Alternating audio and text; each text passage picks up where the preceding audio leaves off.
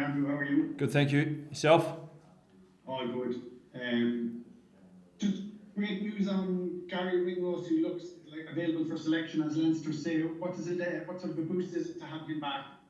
Yes, as I said, he's been out training, etc. So he's going through those different protocols and return to play. So it's been great to see him step by step go through those, and his energy's been out there for a couple of weeks now. But obviously the red bib starts to come off as he gets through a bit more contact. For a player like Gary and the style he plays and defends in, was part of his rehab getting mentally ready to be able to do what he has always done, as in having confidence in the shoulder, like if it's medically okay, but then there's an extra step that involves being mentally prepared to do what he does? I think it's more this the clearness of the shoulder. Really, he really enjoys the defensive side of the game. And there's no mental issues there, I don't think, in terms of rehab. It's just more the actual shoulder structure and making sure that's pain free and sound before he gets back into it. Just was listening to some comments from Hugo Keenan at the weekend. He said he's going to fully commit to the sevens now for the next little while. There'll be a lot of people who understand why somebody would want to aim for an Olympic medal, and then on the other hand there'll be a lot of Leinster fans who will be wondering why the best fullback in the world, or one of the best fullbacks in the world, isn't available for an important campaign, an important shot at silverware. What's the message you would have for those hardcore Leinster fans?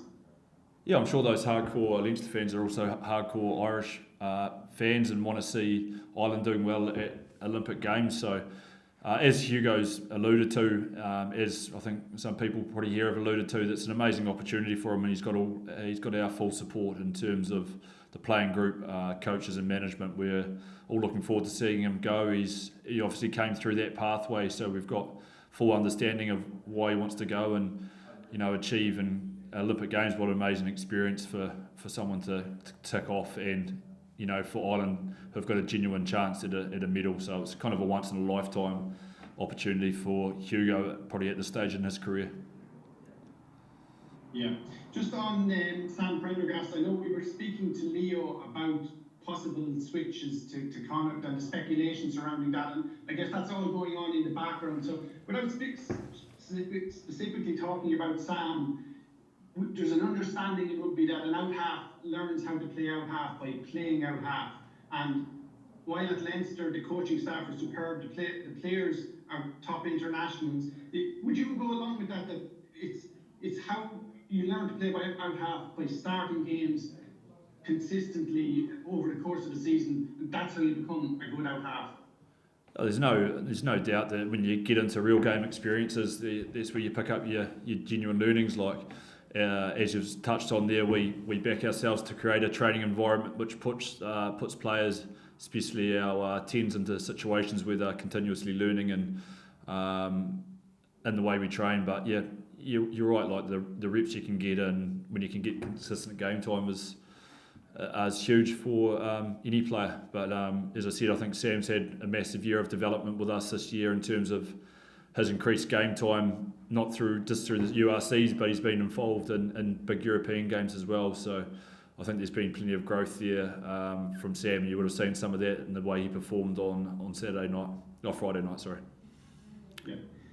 We were talking to James Ryan after the Ulster match a couple of weeks ago, and he was talking about taking the lessons from that game. There was the kick to the corner, the shot at goal turned down, and then the Toulouse game the week after. Is that something that changes Leinster's mentality going into the knockout game on Saturday, that you must play cup rugby, regardless of whatever? That should be the set out your stall to play cup rugby and just progress to the next round? Oh, definitely we've got to win. Like, we're playing against a team that's beaten us twice this year and once within the last couple of weeks. So definitely a week-to-week process, and we're thinking about it day to day. I know it's cliche, but we've got a full focus on Ulster and getting a great performance there, which will hopefully lead to the outcome which we're all after. In terms of your question there, we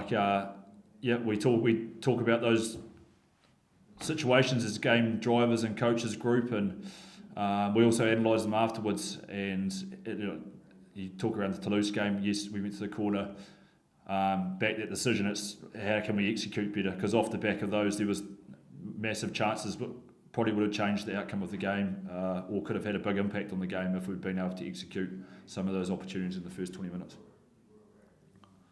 And you obviously have the club captains, James and Gary, hopefully coming back in, and Caelan was the captain. Again, after the Ulster match, James Ryan was talking about decision to kick the corner. He says he checked with Ross Maloney, checked with Harry Byrne. Is there any worry about there's too many people involved? I know you have to check how the people are feeling, but would it be kind of more confidence boosting if immediately a decision was known that there's one guy in the field that takes the decision, takes the heat off the other guys, even to agree with him, and he put, what do we do here? Maybe there's pressure on a younger guy to agree with maybe older senior players. So I guess the question is, would it be better to have, an immediate decision for the benefit of the whole team? Oh, mate, there's always going to be conversations between your goal kicker and your line-out leader. Your goal kicker is usually your game caller and your line-out leader. Again, we have conversations leading into a game to try and get a step ahead in those scenarios and what it looks like if we do go to the corner, and the focus on then executing that task at hand, or vice versa if we take the points, making sure that the next outcome is a positive one from a kick-off. So a lot of those conversations go on before game, and it's just those guys confirming it in game, really. Just the last one from me. Obviously, Ulster have beaten Leinster twice this season. There's probably likely to be a big change in personnel for the next game. But how do you avoid any complacency? If you look on paper, Leinster will come with a lot of Ireland internationals, as opposed to what Ulster will rock up with. How do you avoid the complacency creeping in that would come with what you would see man on man, or the matchups on paper? Easily, because if you look at the Interpro games we've played over the last couple of years, there hasn't been many when we've had our internationals back or not that haven't been without a score.